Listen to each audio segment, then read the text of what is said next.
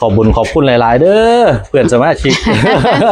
โทรมาหาคุณยายมีทุกคนขอเบอร์นะครับโทรมาหยอกโทรมาเล่นโทรมาบอกกับคุณยายอยากได้หมูยังก็เมื่อวานเนี่ยโทรมาได้หมูแม่พันธุ์มาแตะบุรีรัมย์พุ่นนะว่าย่ายว่ามันไกลอย่ามาเอาทอหาเอาอยู่รอบใกล้ๆล่ะ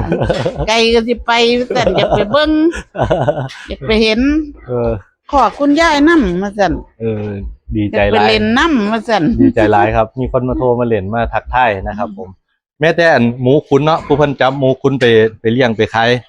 ไปขุนเองล่ะเพิ่นก็ว่าห่วยคันอยู่ใกล้เด้อคันบ่ได้มีปัญหาเรื่องคนย้ายนี่สิบ่ให้คุณยายส่งผู้อื่นเลยซั่นเด้สองเจ้าแล้วทักอันเขามาหาผมลักษณะนี่สิเมาเบิดทุกคอกว่าซั่นเด้อสิบ่ให้ส่งผู้ใดเลยดีใจครับดีใจแค่ทักทายกันเนาะแค่ทักทายแค่อันถามข่าวเนี่ยโอ้ยผมก็ดีใจแห้งแล้วขอบคุณที่ให้การสนับสนุนครับขอบคุณที่ให้กำลังใจคุณยายนะครับพอได้ยิ้มพอได้นั่นอยู่เด้อเนาะมีคนมักนำครับผมขอบคุณครับ